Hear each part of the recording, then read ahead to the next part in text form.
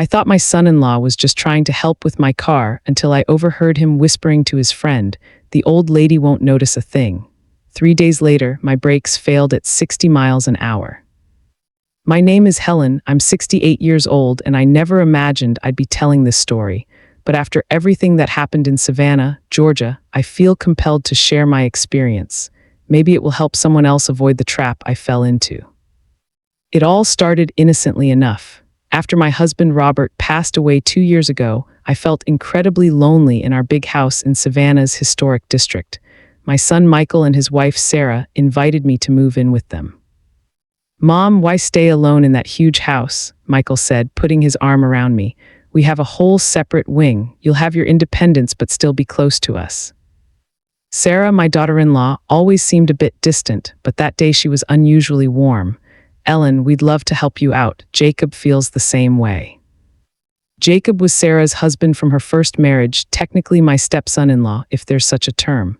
At 35, he worked as an auto mechanic and always struck me as a pleasant young man. Tall, dark-haired, with a charming smile, he had a way of being polite and attentive. I agreed to move in. I sold my house for $2.3 million. Real estate in Savannah's historic district is always in demand, and invested the money in various funds. I regularly contributed to family expenses, home repairs, and vacations. The first few months of living together were wonderful. Jacob was always offering to help.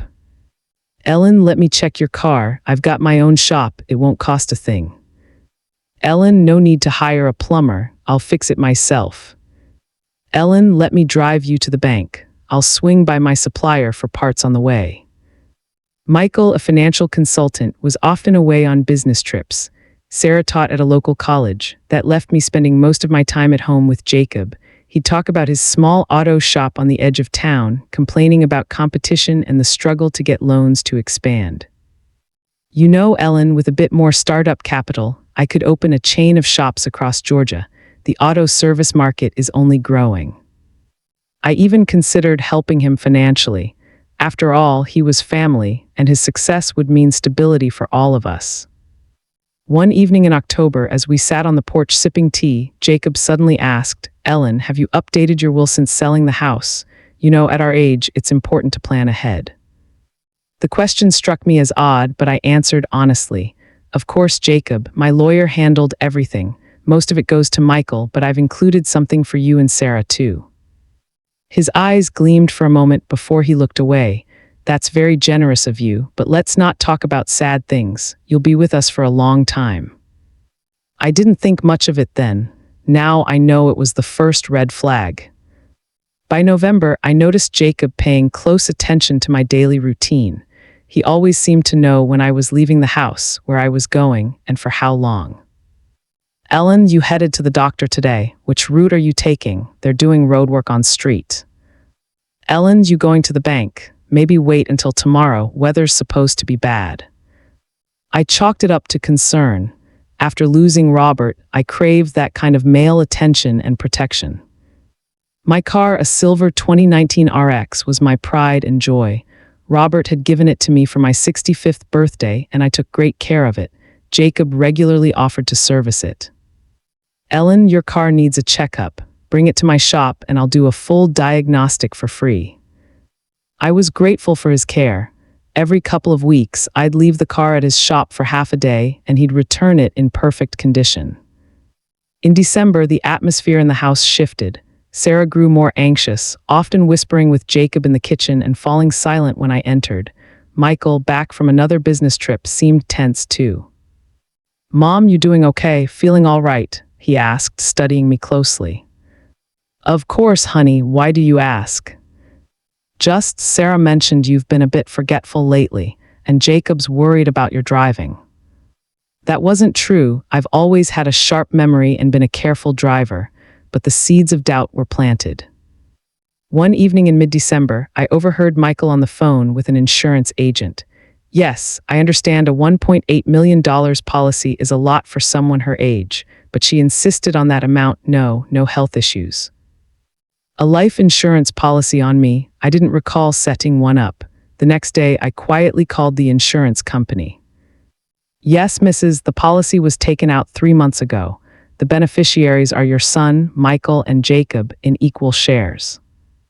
My heart sank. I hadn't taken out any policy, and I certainly hadn't signed anything making Jacob an equal beneficiary alongside my own son.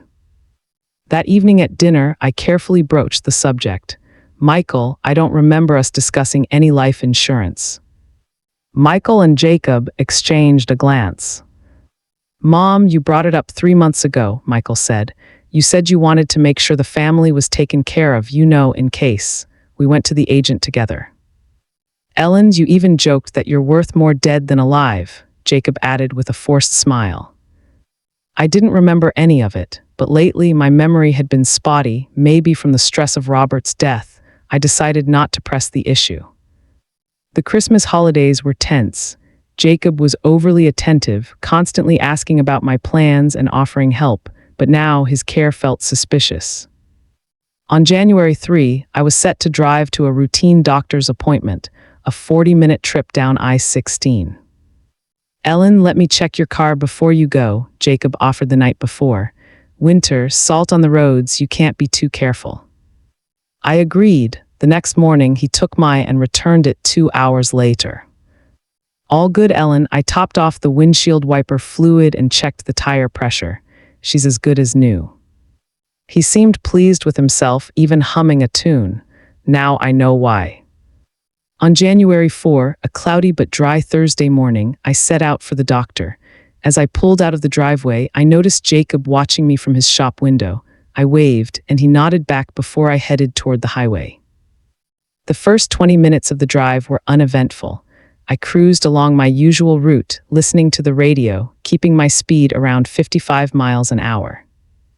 As I approached the I-516 interchange, I eased off the gas to change lanes. That's when it happened, the moment that still haunts me. The brake pedal sank to the floor. My first thought was, this can't be real. I pressed harder, nothing. The car kept rolling downhill, picking up speed. Panic clawed at my throat, but years with cautious Robert had taught me to stay calm in a crisis. I tried the handbrake, it jerked the car but didn't stop it. I shifted to park, hearing a sickening grind as the speed dropped slightly. Ahead, I spotted a gas station. Steering onto the sandy shoulder, I used it as a natural brake. The lurched, skidded across the uneven ground and finally stopped against a guardrail. My hands shook so badly I could barely turn off the ignition. My heart pounded in my throat. If that gas station hadn't been there, if I hadn't managed to veer off the road. A young black man named Damon, a gas station worker, ran to my car. Ma'am, you okay? What happened? Brakes failed, I rasped, still in disbelief. Damon helped me out of the car and led me to the station's office. The manager, an older woman named Ruth, gave me water and offered to call an ambulance. No, thank you, I'm physically fine, but the car needs to be towed. Ruth recommended a local tow service and an auto shop called Honest Joe, run by her nephew, Joseph Brown.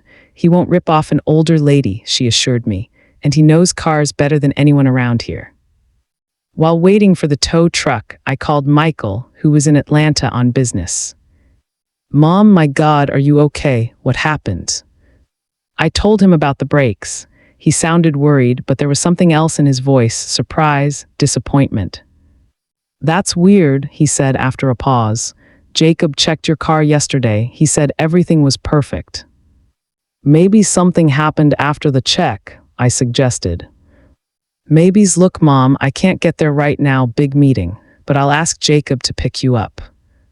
No need to bother Jacob. I'll take a cab home and leave the car at the shop. You sure? Maybe Jacob should take a look at it. He's the expert. Something in Michael's tone unsettled me. Why was he so insistent on involving Jacob? No, I said firmly. I want an independent opinion. After talking to Michael, I called Sarah to let her know I'd be late.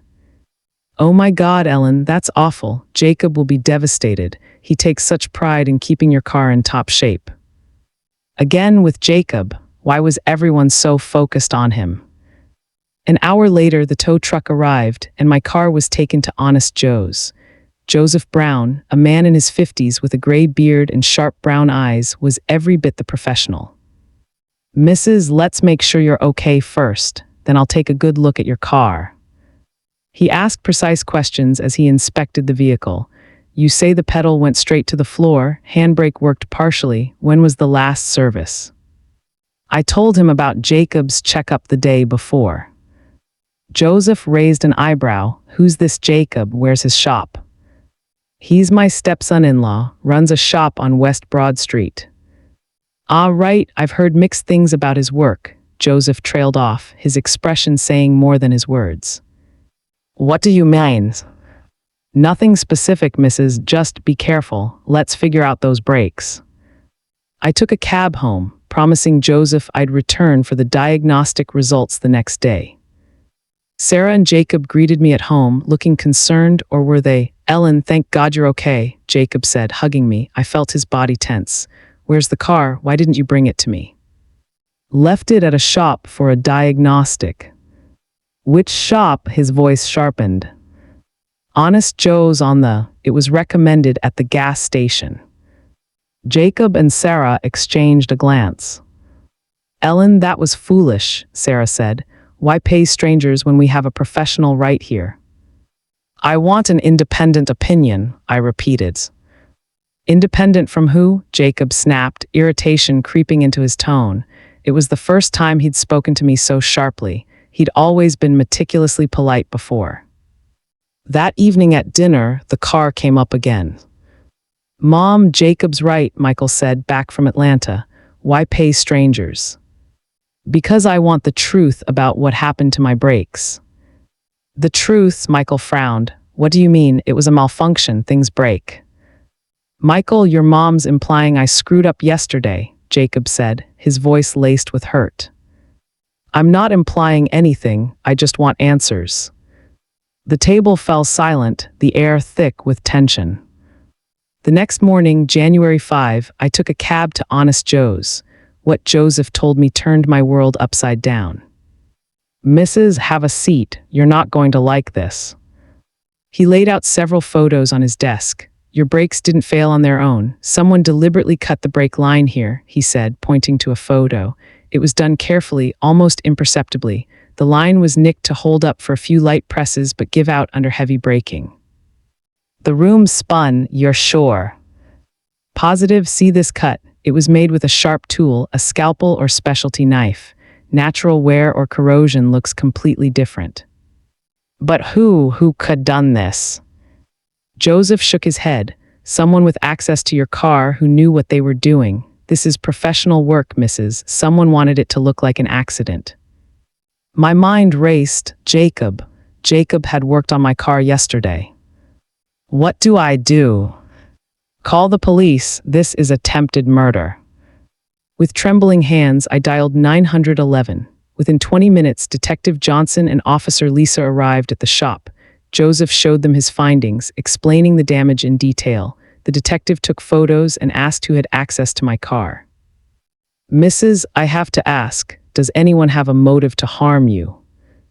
I told them about the $1.8 million insurance policy, about Michael and Jacob's odd behavior, and their insistence that Jacob inspect the car. "We'll have some questions for Mr. Detective Johnson said. For now, you should stay somewhere else. If our suspicions are correct, you're in danger." I checked into the Hampton Inn downtown and called Michael. "Son, we need to talk, seriously." "About what, Mom?" "My brakes, they were deliberately cut." A long pause. "What are you saying? That's impossible." "It's very possible. The police are involved." "The police? Mom, what have you done?" "I'm protecting my life, Michael. Someone tried to kill me." Another pause. "Where are you?" "Somewhere safe. We'll talk when this is resolved." That evening, Detective Johnson called. "Mrs., we spoke with Mr. He claims he noticed an issue with your brakes yesterday but didn't have time to warn you. Says he planned to replace the line this morning." "Do you believe him?" "His story doesn't add up, and we found something interesting in his shop." My heart skipped. What?" "A specialized tool for cutting brake lines. It's rare, used only by high-level professionals. Says it's for repairs, but there's metal residue on the blade matching your brake line's composition." Is that proof?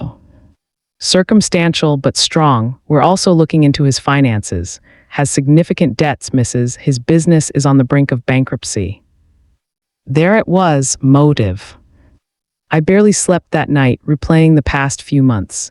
Jacob's odd behavior, his fixation on my schedule, his questions about my will, it all formed a chilling picture. The next morning, my phone rang. It was Jacob. Ellen, where are you? We're all worried. I'm safe, Jacob. This whole police thing is a misunderstanding. I can explain everything. Then explain. Not over the phone, let's meet, anywhere you feel safe. Desperation tinged his voice. I'll think about it, I said and hung up. Minutes later, Michael called. Mom, what's going on? Jacob says you accused him of trying to kill you. I didn't accuse anyone. The facts speak for themselves. What facts, Mom? This is insane. Jacob's family. Michael, did you know about the insurance policy listing Jacob as a beneficiary? A pause. Mom, we discussed it.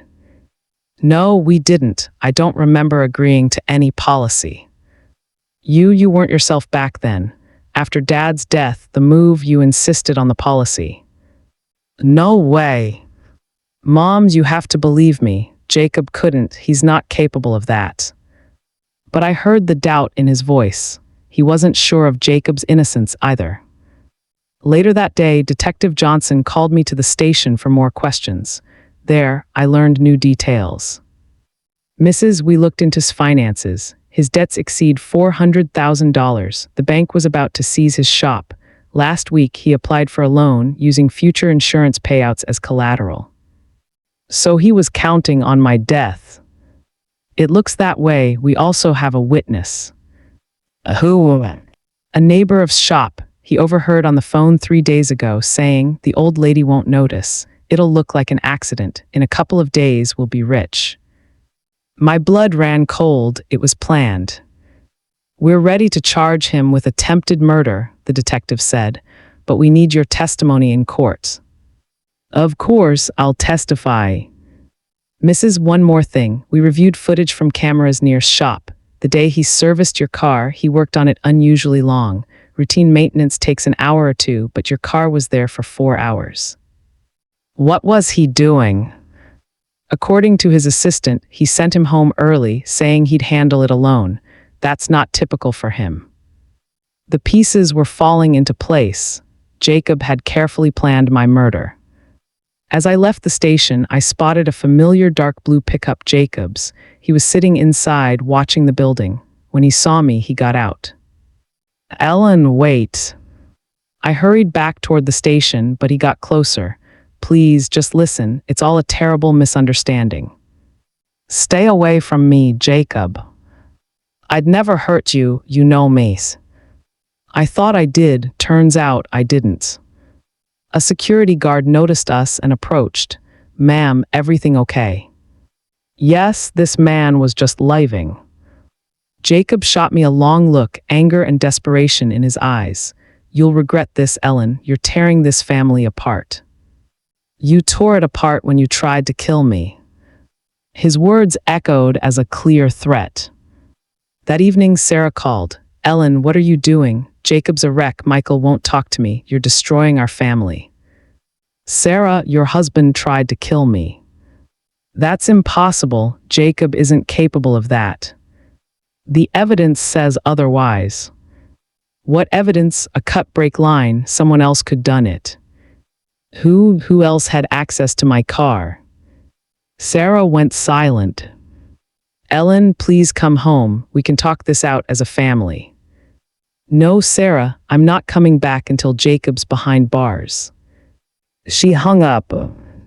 Act 3, Revenge. On January 7, Detective Johnson called with big news. Mrs., we found more evidence. His phone had messages from an unknown number. When will it be done? And remember, no traces. We're tracking the number. So he had an accomplice. It seems so. We also found he called a morgue and a funeral home multiple times the week before the incident. My stomach churned. What about an arrest? We're picking him up tomorrow morning. We have enough to charge him. That night, I barely slept, jumping at every sound in the hotel hallway. Who was Jacob's accomplice? Michael, Sarah. At 6 a.m. on January 8th, the detective called again. Mrs., we have a problem. Jacob isn't at home. Neighbors say he left last night with large bags. He fled. Looks like it. We've issued a warrant, but be extra careful. A cornered man is dangerous. In a panic, I called Michael. Where's Jacob? No idea, Mom. He hasn't answered since last night. The police say he's on the run. On the run, but if he's innocent, why run? Finally, my son was seeing the truth. Michael, I'm scared. What if he tries again? Mom, come home. I'll protect you. I can't trust anyone in your family right now. I'm sorry. The next 2 days were agonizing. The police searched motels, bus stations, the airport. Jacob had vanished. On January 10, while dining at the hotel restaurant, a waitress approached. Ma'am, a message for you. She handed me a folded note. My hands shook as I opened it. Ellen, meet me where it all began. Midnight, come alone or you'll regret it. I have photos that will change everything. I called Detective Johnson immediately. He reached out, wants to meet at midnight. Where? Where it all began. I think he means the gas station where I stopped after the crash. Do not go alone, we'll set up a sting. What if he bolts when he sees the police? Mrs., this man is dangerous. He's already tried to kill you. But curiosity got the better of me. What photos, what didn't I know? At 11:45 p.m., I left the hotel in a rental car. Against my wishes, Detective Johnson arranged discreet surveillance. Several unmarked cars trailed me. The gas station at midnight was eerie. Neon signs flickered, casting shadows across the empty lot. Jacob was waiting where my car had stopped 3 days earlier. I parked 20 yards away and got out. Ellen's, thank you for coming. Talk fast, Jacob, what photos? He pulled out his phone. These. The screen showed my husband Robert embracing a young woman. Another photo showed them entering a motel, then kissing by a car. What is this? Your late husband, Ellen, 2 months before his death. That's Melissa Hawkins, a nurse from his hospital. My heart clenched. Robert cheated on me. Why are you showing me this? There's more. The next photo hit me like a punch. Robert was handing the woman an envelope. That envelope had $50,000, Ellen, your money. He was supporting her. You're lying. I have bank records, copies of checks. Robert transferred over $200,000 to her in the year before his death. My legs buckled. I leaned against the car. That's not all, Jacob continued. Know what killed your husband? A heart attack. Know what can trigger a heart attack in someone with a bad heart? A chill ran through me. What are you saying? Melissa Hawkins worked in cardiology. She had access to powerful drugs, and your Robert was about to leave her for you. You're saying she killed him. I'm not saying, I'm stating, and I have proof. He showed me texts between Robert and Melissa where he said he was ending things, dated the day before his death. Why tell me this now? Because I didn't try to kill you, Ellen. I was trying to protect you. Protect me, you cut my brakes. No, I found the cut line and was trying to fix it. I didn't warn you in time. He sounded sincere, but I couldn't trust him. Then who did it? The same person who killed your husband, Melissa Hawkins. She learned about the insurance policy and wanted to finish what she started. That's insane, Jacob. Melissa doesn't even know I exist. She does. She's working under a new name at the insurance company that issued your policy. The world spun. What? Your insurance agent, that's her, Ellen. Melissa Hawkins is heart at Atlantic Life Insurance. She set up the policy, listing me and Michael as beneficiaries to deflect suspicion. The puzzle pieces formed a horrifying picture. Why would she kill me? Because you could expose her role in Robert's death. She's afraid you'll ask the right questions eventually.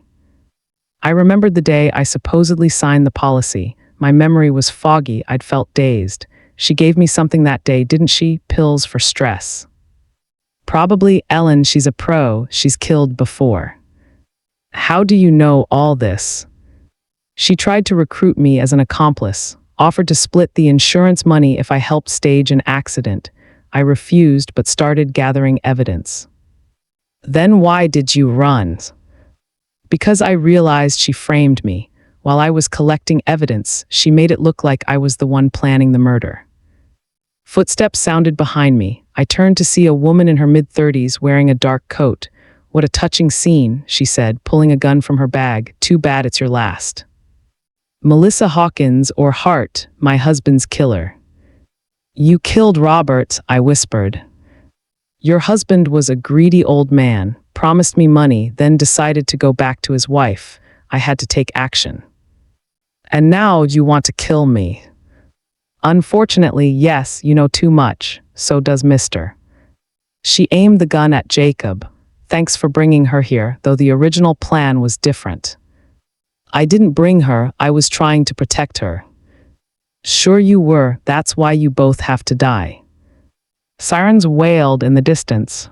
Police. Melissa turned and Jacob seized the moment, tackling her. They hit the ground, grappling for the gun. A shot rang out.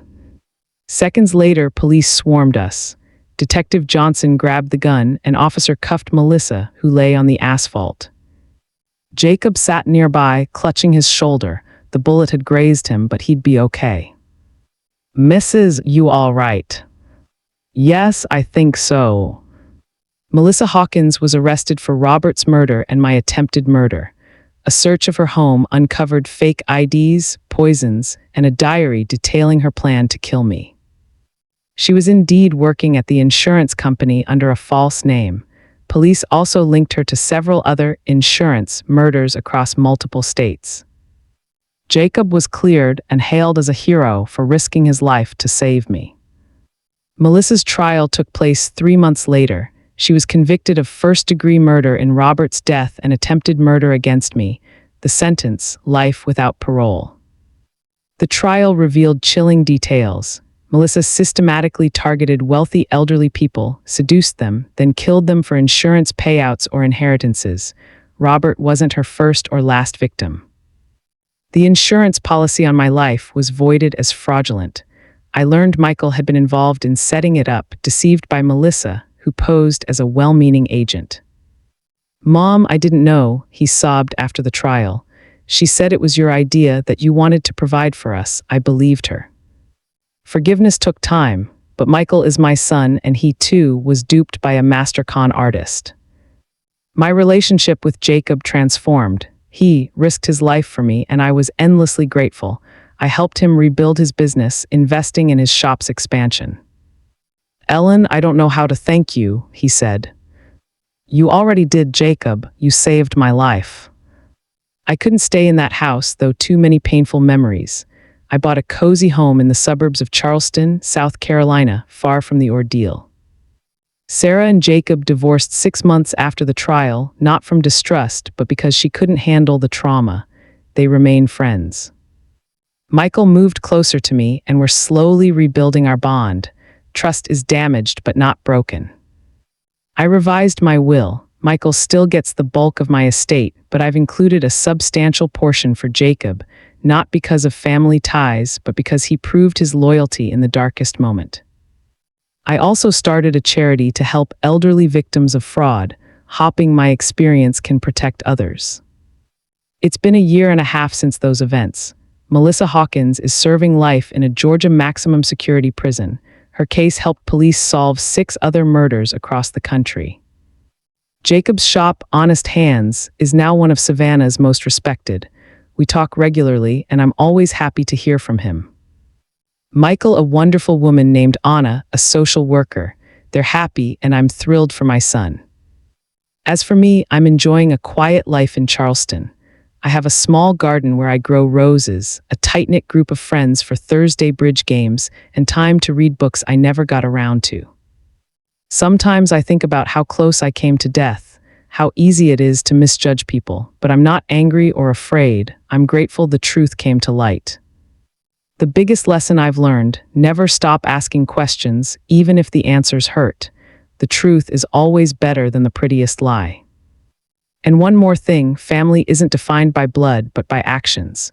Jacob became closer to me than some blood relatives because, when it came down to money or a human life, he chose life. Every morning in my cozy Charleston home, I thank God for giving me a second chance, for the truth prevailing, for a future I can live with dignity. My new car, a red CR-V, is serviced only by Jacob. Trust, earned at such a cost, is worth more than any money. What did you think of this story? Share your thoughts in the comments. Let me know where you're reading from. Don't forget to subscribe for more gripping stories. Until next time.